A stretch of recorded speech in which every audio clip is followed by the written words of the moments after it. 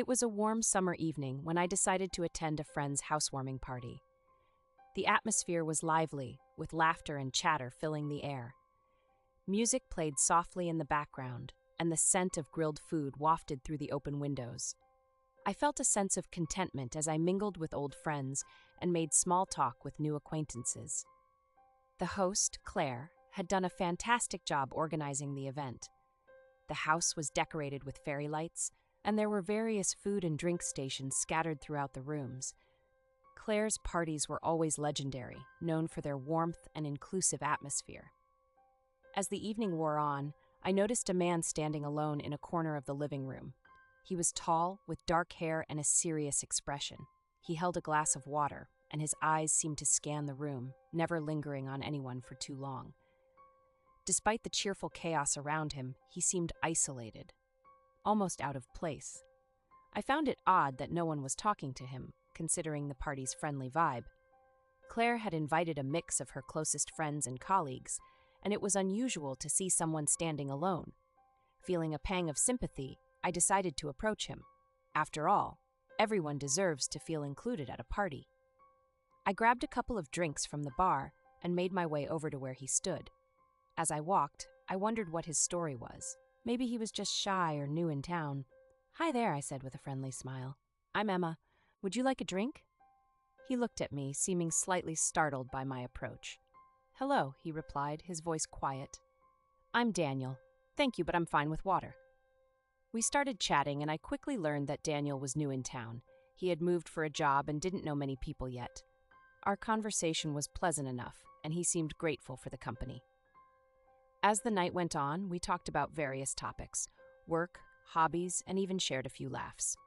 He told me about his job in IT, his love for hiking, and his favorite books. By the end of the evening, I felt like I had done a good deed by making him feel welcome. Daniel mentioned how hard it was to make friends in a new city and how much he appreciated my kindness. Over the next few weeks, Daniel and I kept in touch. We exchanged numbers at the party, and he would occasionally text me. At first, it was casual. Just friendly messages about our days or a funny meme he found online. I didn't think much of it. Happy to have made a new friend. Daniel's texts were always polite and interesting. He shared photos of hikes he went on and asked for recommendations about places to visit in the city. One Friday evening, Daniel invited me to a local cafe. I accepted, thinking it would be nice to catch up in person. The cafe was cozy, with dim lighting and a warm ambiance. We chatted over coffee, and I noticed that Daniel seemed more relaxed than he had at the party. He was charming in his own quiet way, and I enjoyed our conversation. He told me more about his job, which involved working with complex computer systems, and his passion for exploring nature. I found myself admiring his intelligence and dedication. However, as the evening progressed, Daniel's demeanor began to change. He started asking personal questions about my family, my past relationships, and my daily routine. His gaze felt intense, and I found myself growing uncomfortable. I brushed off his questions with vague answers, hoping to steer the conversation back to lighter topics. "How about we talk about something else?" I suggested, forcing a smile. He nodded, but the intensity in his eyes remained. "Sure. What are your plans for the weekend?" I told him about a hiking trip I had planned with some friends, hoping it would lighten the mood. Instead, he seemed disappointed that I had plans that didn't include him. When I mentioned that it was getting late and I needed to head home, Daniel insisted on walking me to my car. I reluctantly agreed, but his insistence on knowing every detail about my life left me feeling uneasy. I decided to put some distance between us, thinking maybe I had misjudged him. Over the next few days, Daniel's texts became more frequent and insistent. He would send messages at odd hours, asking where I was or what I was doing. His inquiries became more intrusive, and I started to feel suffocated. I tried to gently distance myself, but Daniel didn't seem to take the hint. His messages were no longer friendly. They felt like constant surveillance. One evening, I returned home from work to find a bouquet of flowers on my doorstep. The card read, "Thinking of you, Daniel." While it was a sweet gesture, it also felt invasive. How did he know where I lived? I hadn't given him my address. My heart raced as I looked around, feeling exposed. My unease grew when I began to notice a dark car parked on my street at various times throughout the day. It seemed to follow me whenever I left the house. I couldn't shake the feeling that I was being watched. Every time I saw the car, my anxiety spiked. I began to take different routes home and varied my schedule, hoping to lose whoever was watching me. Deciding to confront him, I called Daniel and asked him to meet me at a nearby park. When he arrived, I told him that I felt uncomfortable with his behavior and that we needed to take a step back. His reaction was unsettling. His calm demeanor vanished and he became agitated, accusing me of leading him on and playing with his feelings. "You're overreacting," he said, his voice rising. "I just care about you, Emma. Can't you see that?" I stood my ground, reiterating that his behavior was inappropriate.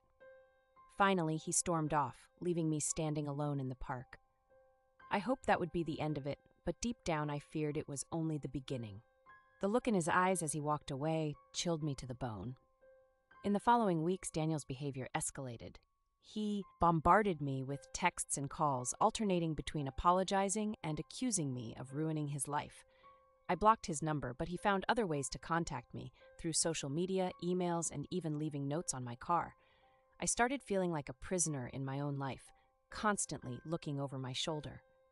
One night, I awoke to the sound of my phone buzzing incessantly. Groggy and annoyed, I reached for it, only to see dozens of missed calls and messages from an unknown number. The messages ranged from pleas for forgiveness to chilling declarations of love.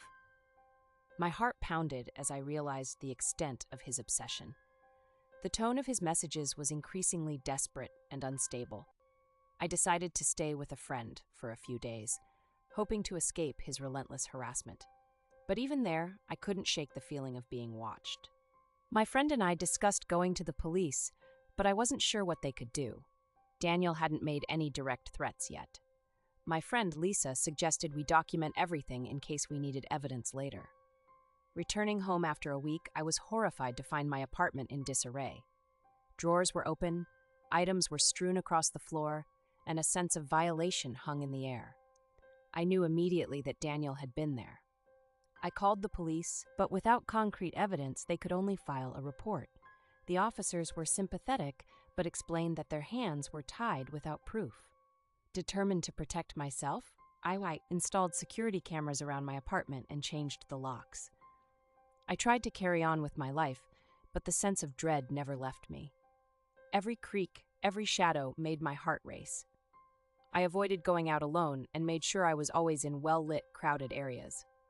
One rainy evening, I returned home late from work. The streets were deserted, and the only sound was the rain tapping against my umbrella. As I approached my building, I noticed the dark car parked nearby. My stomach churned with fear, but I forced myself to stay calm. I kept my head down and walked quickly, my keys clutched tightly in my hand. Entering my apartment, I locked the door behind me and checked the security camera feed.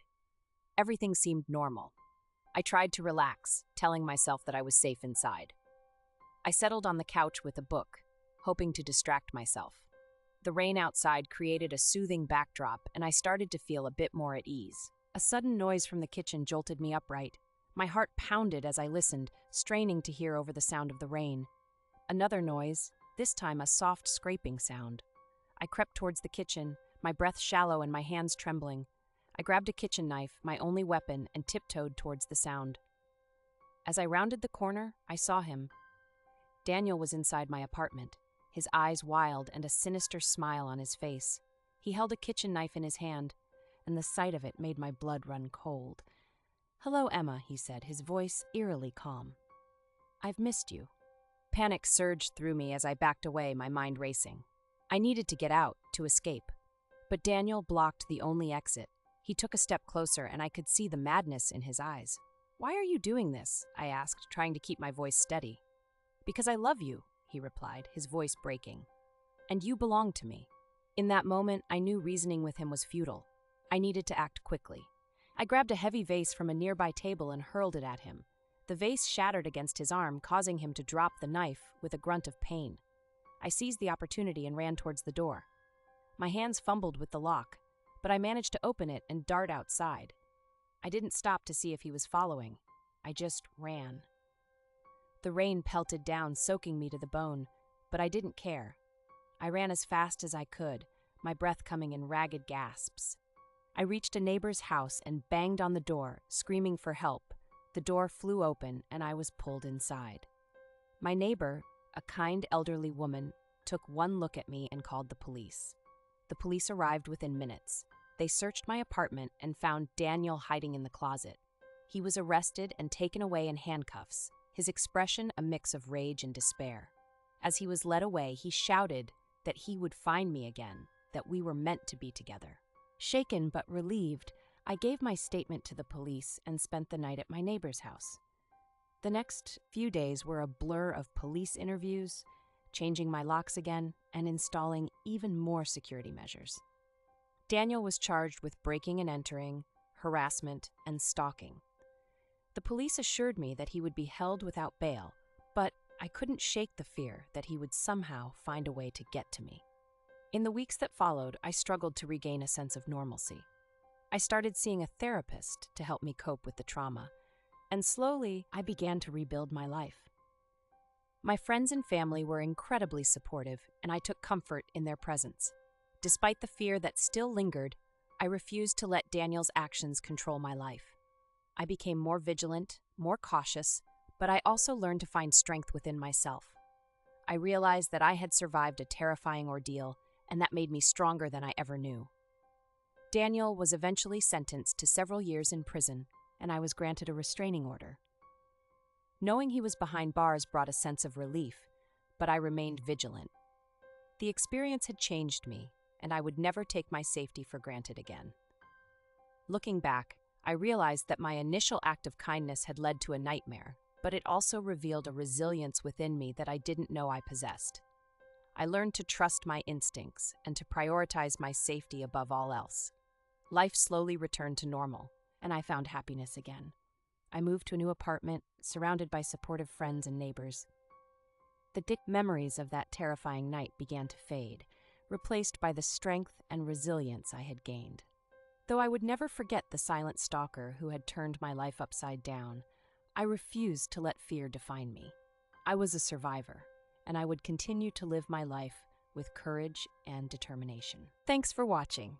If you enjoyed this video, don't forget to give it a thumbs up and subscribe to our channel for more exciting content.